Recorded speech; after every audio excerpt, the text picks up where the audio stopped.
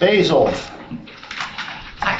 I just want to take a quick moment here to just, I guess, reintroduce myself to the commissioners as the new executive director for the Central Bradford County Chamber of Commerce.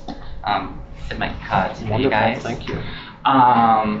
Basically, the chamber is working on quite a few new endeavors, and I hope to be able to keep the commissioners updated on a regular basis. Some of our new endeavors include our newly created Economic Development Council, which will be focused on, economic development,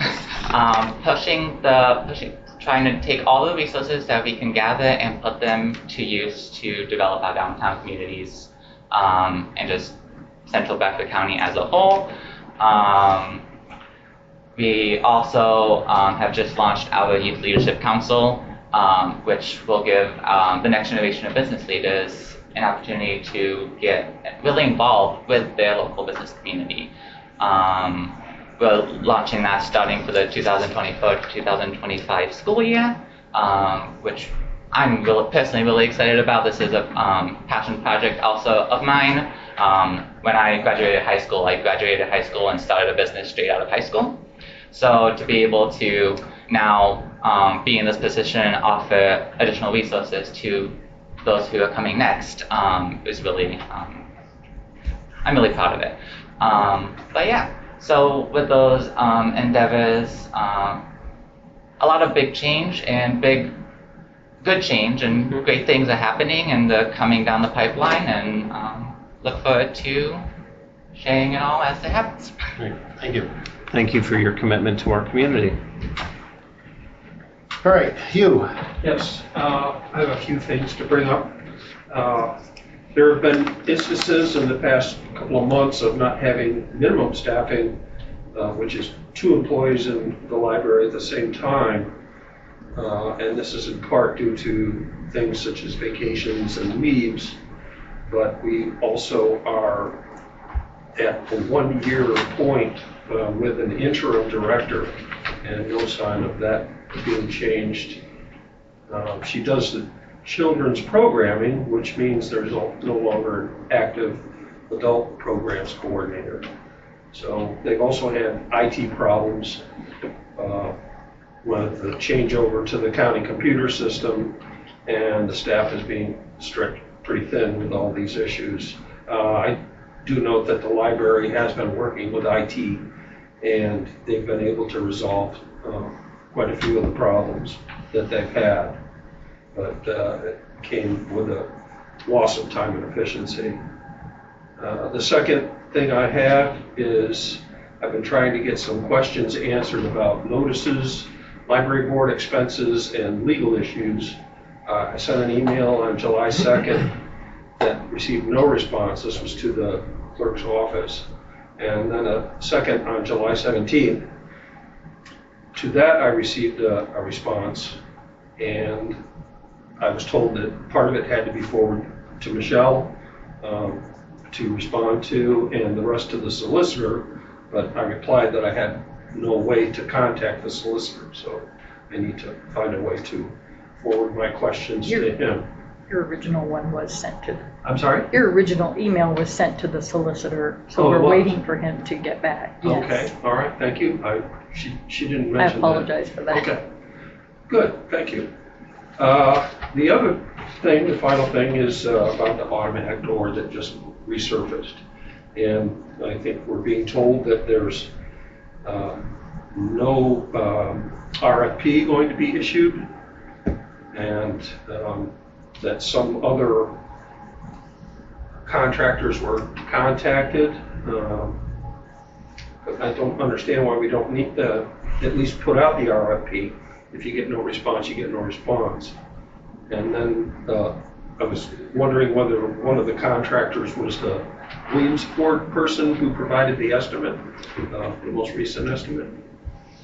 So those are my questions. So I think you're working through the Co-Stars program to see if we can get. I am. And the original estimate that came from that vendor, he has not returned any of our phone calls or emails. So you did try? Yes, we have been trying to Yeah, I contact. wasn't sure about that. It's been tough to get that whole automatic door thing. It's not been easy. I mean, we support it, but if I could just take a minute to answer questions. First of all, to the future of what the configuration looks like is under work. So, however, I'm glad you brought that up because the Bradford County Library being out basically in the middle of the country, and to have one staff member there, I will go see our HR director because that scheduling is supposed to be done by the director. So that is unacceptable to have. If that's going on, that is unacceptable to have one person in that building. Well, they had, one person had a death in the family, another person was on vacation at the same time. Gotta have two people there.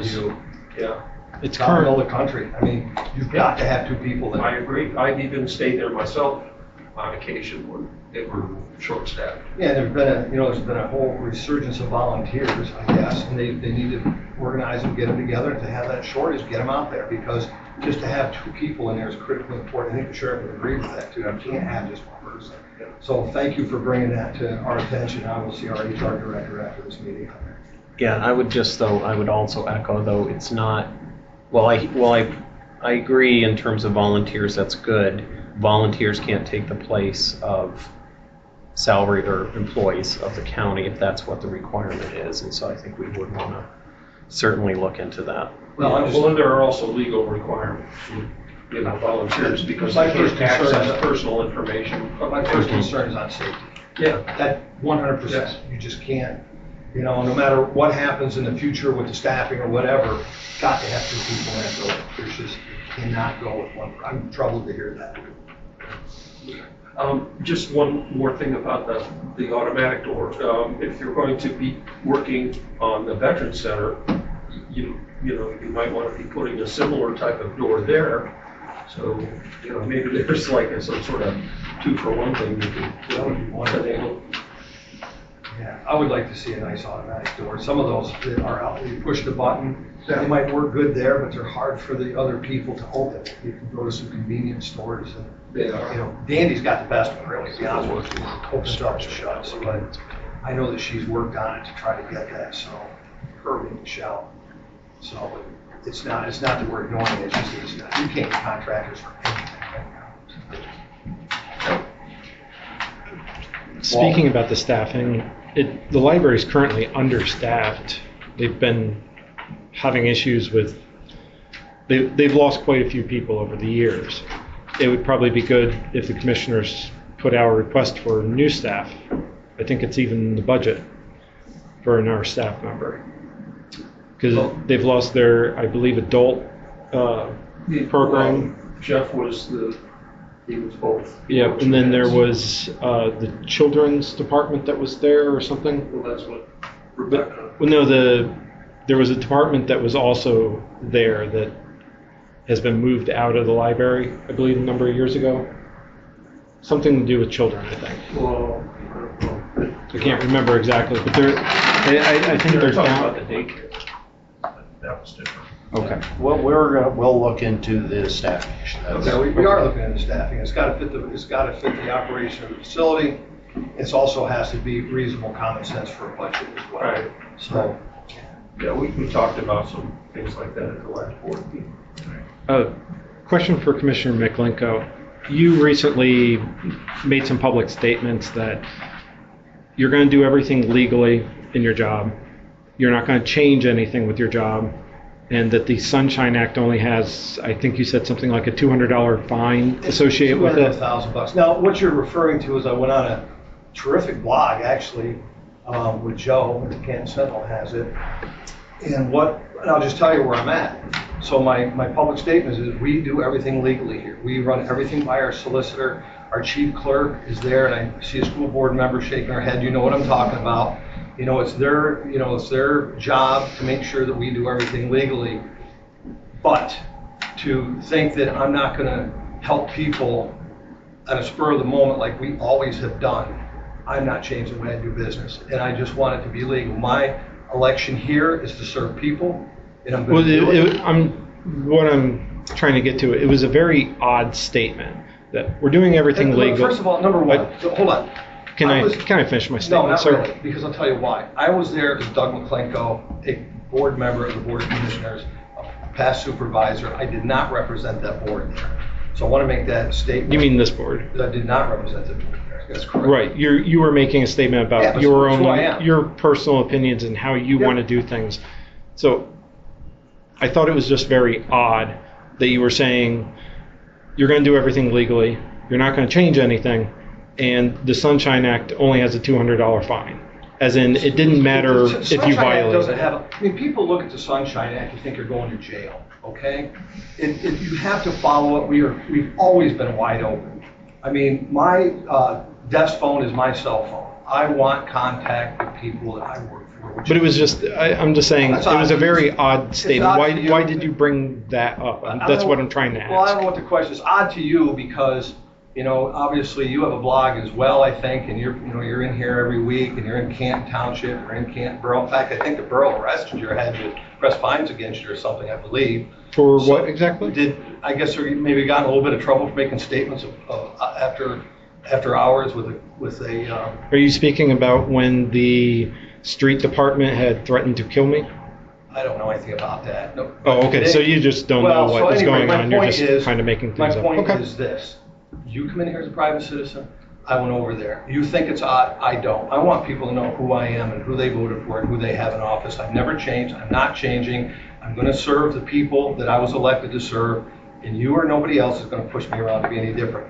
Having said that, we also do everything legally here and transparent. I've been here for quite a while, through many boards of commissioners and many different, from John Sullivan to Ed Buston to Mark Smith to Zachary now. And I can tell you that the ones that I have served with have all had the same direction, which is be open, honest, and transparent, and help our people in any way we can. And that's Out of what- curiosity, how much training have you gotten on the Sunshine Act? We had a training here in the building. Okay. We When talk to our was- solicitor at all times, so. So you've had some training on the Sunshine Act.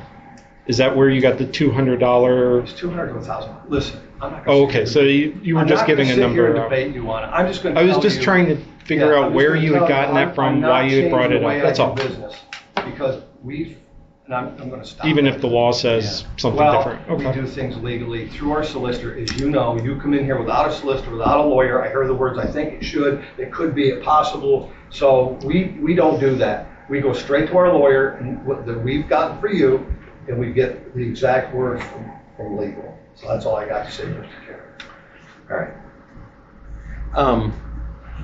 Just a reminder, we are coming up not too long from now, probably feels like it, but it's not, on a election in November. And I would encourage everybody to, if you're not registered and think you want to be, there's a process to do that through our elections department.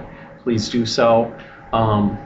If you feel led to serve as a poll worker, there's a process to go through and training to be had to do that.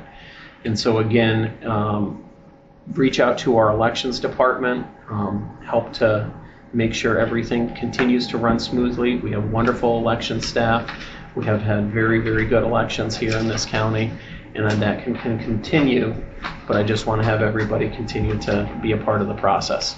Good point, Zachary. Yep. Call our elections office. If you're complaining about elections, get involved. Get involved. And if I could, Mr. Chairman, I'd like to say one thing before. I'd like to welcome Ben Green back and our DA, and how proud I am of our DA, because remember, when you have a strong legal force, like our sheriff, our DA, it shows up in your numbers at the jail, does it not, Sheriff? And then if you have, because we've been overcrowded at our jail, and it gets darn expensive quick. So to have a DA that is going to prosecute people, send them to state prison, and oh, by the way, put the death penalty on the table for people that commit murder in our county or alleged murder. I am proud of him and our legal force. So even though we're filling a position, that could be a cost savings at the end of the day. It shows right up over in Burlington. So I appreciate what our DA and our sheriff and our people do. James?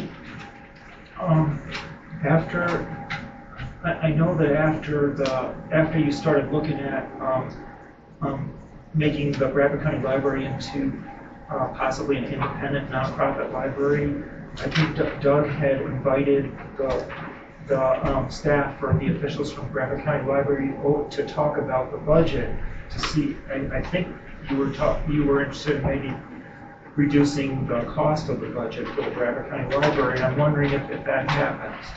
Did you reduce the costs of the budget? We have not, there's been no budgetary costs, there's been nothing talked about. The next budget season will start here in a couple of months. That'll all be revisited once we get into budget time. But right now, we're just looking at trying to put out an RFP to evaluate the entire process with the library and library services throughout the county. So we're still working on that. So, James, I think we've all learned a lot through this. One of the model of Wayne County is exactly where Bradford County should be. And that's, we can go over that after this has been discussed. Heather Manchester went into detail with their librarians and things over there that run their systems board and all that. And if you remember where this all started, it was to get our budget in order and make cuts where they can be made and take additional monies that we're going to save and distribute it to the other libraries to help them stay healthy throughout the county. That's been lost in all this. So the budget's one thing, but making sure that all local libraries are strong has been always the goal, and it will remain the goal, at least with me. And James, if I may, I think, to echo what Chairman Miller indicated, the idea is it's going to start with the RFP, providing, once we get some insight from that, to determine what next steps are. So I don't want to presuppose that there's a destination, so to speak. I want to be clear that RFP is going to guide next steps, and that's why we have an RFP, to provide getting a consultant to give us the full picture of what those could be. Yeah, I agree with that. And the other thing is we were hoping to have it done by the first of the year. Yep. But because Still are hoping. Yeah, we just maybe bit off more than we could chew to get a consultant on board. We're going to do that to help all the libraries and library system. It just is not about Bradford Library. And I know I just didn't want to. I just want to mention that I would like to ask one more question when James is done. That's okay. Thank you. As far as what the next direction would be for the library, and you're saying you're going to be looking to the consultant for help on that. Yes. Is one of the possibilities to actually just close the library? We're not going to presuppose anything, James. And I think that's why you have a consultant, because again, the consultant is going to do, as part of this RFP, would do a needs assessment. The needs assessment would then guide what potential next steps would be, whether there would be then some additional scoping. Anybody who has worked on large projects, whether you're a school district, whether you're in the private sector, you understand that these are the ways that decisions can be made effectively and with the information you need to make a learned decision. Could I be very, very forward? I want to see it become a 501c3. That's what I want to see, and they will remain open, and then there will be, as part of the other 8, because we have 9 libraries, and then the other thing that's been lost, the other 8 of them are all independent and not county. We have, as far as funding coming through here from the state, flows to our fiscal department, yes, but other than that, we have no control over any other libraries. However, it would become one of 9. It would be a 501c3. At that point, the library advisory board would become a governing board instead of, because right now you don't have any teeth. So then that's what I want to see, because and then that way their destiny is set on the work of the entire staff and the board at that point. But that's where I'm at. So I want to see it become a 501c3. So closing it, nope. But having it stand on their own, yep. In a 501c3 where they raise their money, they get funding as every other library does, and I think that's a fair way to go. Do the other 2 commissioners want to see it become a 501c3? We're not going to make that decision right now, James, because we haven't put it on the agenda to discuss. I'm not going to take a position until I understand what is provided by our. I mean, this is the whole point of the process, so that that's going to be what's guiding it. Are there other options? I know that you're looking for the consultants. I am going to wait till the consultant comes back with recommendations. Agreed. And I was just wondering, like, are there other, like, when you talk to the consultant, and maybe talk about what their scope of work is going to be, are there other options that you're considering besides? We haven't talked to a consultant yet, But that's I what guess we're what I'm doing. saying, that's what I'm saying is that, are there other options that you're considering besides making it a We will look at all 501c3? opportunities. What? I'll look at all opportunities. The whole purpose of having an RFP for a consultant is to obtain a consultant who has a broad experience, who understands how things are done in a variety of sectors, particularly within the Commonwealth, and then can guide us to understand what the options are. So everything from status quo to what perhaps Doug has suggested, and a lot of things in between. And that's why we have consultants. But I'm not going to presuppose a solution or a destination until we get some insight from the consultant. So James, Go ahead. just to be a little bit different, I am, because I have looked at this over the years. It's an over budgeted, they already talked about today, who brought up that we haven't replaced the other librarian, because that puts the librarian expense back up over $100,000 a year. Most of the average, I think your average budget of the other 8 libraries is about $90,000. Ours is climbing, which has a bookmobile in it, which needs to be, the bookmobile is always, we just bought it. It's going to be made better. But so it's still a budgetary item, and that's why I want to see it done as it's done in other counties. I'll talk to other commissioners. So I don't need a consultant to tell me that we want to see a framework of the way other counties do business. Having said that, I'm very interested in seeing how the system forward, how that works, how it could work better, how the bookmobile fits into the whole system. So there's a lot of things on the table, but when it comes to the budget, I'm probably staying apart here. I don't need a consultant telling me the budget's too much money. We need to trim. I think it's been trimmed already. So we'll get there when we go. How has it been trimmed? Well, you just said it. We haven't replaced the librarian, so it's already, you're already saving money. That's a big chance. So yeah. But their other expenses are down as well. But the safety Part thing- of that was due to, there was a freeze of some sort on, ordering materials or something like that. No, there wasn't any That freeze was on didn't ordering come materials. from, did not come from. That never a discussion. Maybe I we had. misunderstood. No, I know that there was something where they weren't ordering. We're gonna put it automatic. It might have been like a carryover from the end of the year.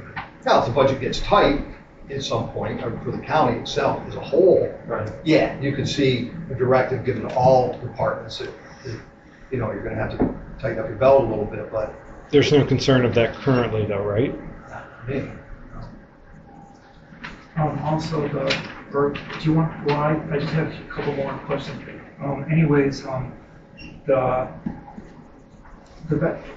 You said, Mr. Gates, you said that the configuration for the new Veterans Resource Center building has not been finalized, but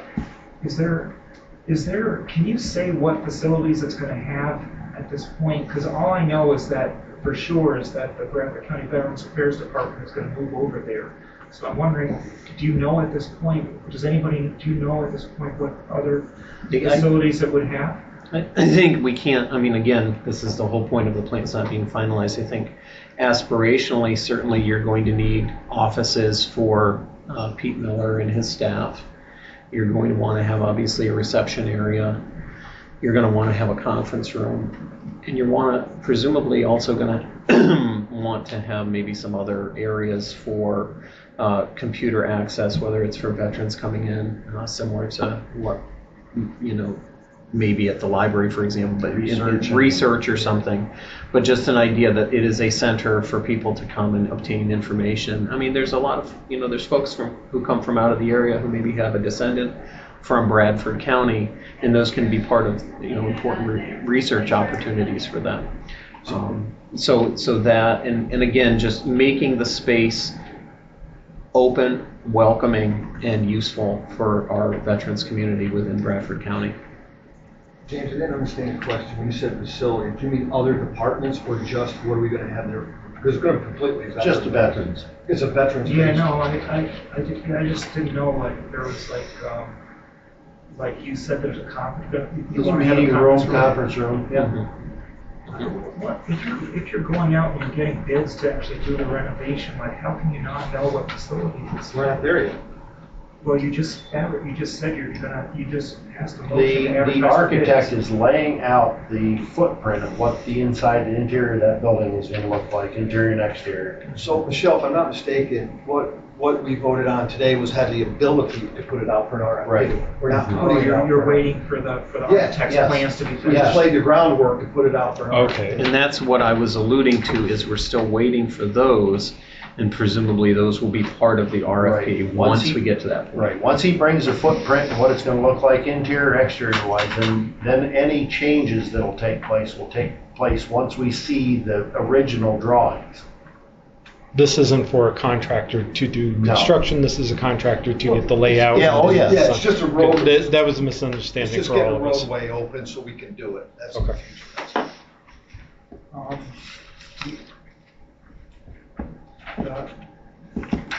Do you know how you would pay for the renovations? Is that Act 13 funds? Yes. You paid for it. You don't own the state. Okay. Yep. And then also, do you have an estimate that you can provide for what it would cost to renovate? We do not have any estimates right at this point. We're not there yet. Mhm. Is the roof and foundation in good condition? From what we understand, yes. Okay. The roof may need to be changed, but the foundation structure of the building Okay. seems to be in good shape. But it needs, we wouldn't do all that work without putting a new roof on it. But as far as the structural and truss, they've already looked at all that stuff. Okay, so you definitely are going to put a new roof on the building. That wasn't 100%. I think they're just saying a possibility. That's, if it needs a roof, we'll put a roof on it, James. You don't put money in a building and not put a new roof on it, so I would fully expect it. But we're talking about shingles, we're not talking about trusses and plywood, that's all they're looking at. Okay, and then I didn't know as far as the maintenance on the tank, is The that water like tank, routine maintenance? that's the or is water it- tank, no, well, it is and it isn't. There's some work that needs to be done on the roof, on the top of the water tank, public water tank. Provides water to the correctional facility, the manor. So what needs to be done to It remove? needs to be sealed, there needs to be some venting changes that are gonna take place. Venting of the tower. Is there Replace some any- of that? Is there any current issues with the water because of the? No. Okay. No. Okay, please.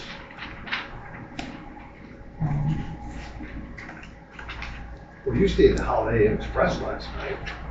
And, check it on. Okay, well, do you have, with the hire of Benjamin Green, you're gonna have enough district attorneys and assistant district attorneys? That's, yes. Yep. Okay, thanks. That's a question for Rich too. I do know for this attorney, I do know someone to get attorneys, so we're pretty Oh, lucky and to then have he- him back. Because he's already worked in this office, he's a really nice young man.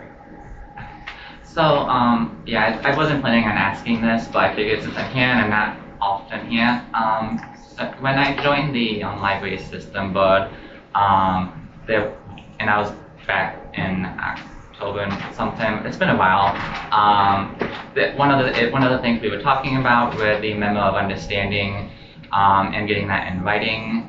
I don't believe we have it in writing yet, and as far as I'm aware, it's been over a year since we've kind of agreed between the system and the commissioner, so I was just wondering if there was any update on actually having that in writing. Yeah, I don't know what we're talking about, but I do know we're not gonna make any adjustments till we get it right. Because my thing is how the system board works with consultant, to make sure we're running on 8 cylinders, so. I believe this is. And then, no, I Sorry. got this. Nope. The question is just because we do, like you said, we have the existing thing, but we don't have that. There was some changes with the fire between the original from years ago and the current status, I guess. So I was just wondering, as an individual member of the system board, we've been talking about this at our monthly meetings every month since I joined. If we are any closer to getting that in writing for the system, just so we have where we are now on record for our purposes. I have to look into that further, because to be honest with you, yeah, I kind of don't know what you're I think this talking predates my time, so I'll look into it. Okay. Because the systems board isn't really under the commissioners. I mean, we work with the systems board on lateral. It's the memo of understanding regarding the funding for the system admin and those. Oh, it's the additional $30,000 Yes. you're talking about. Yes. We will deal with that with this is a global picture with the entire library system and the library. So that's. Well, we already have the agreement, so we just want it in writing. That's what the system thing. Stay tuned. All right. Motion to adjourn? Second? All right. We're adjourned. Would you Thank stick you. around for a second?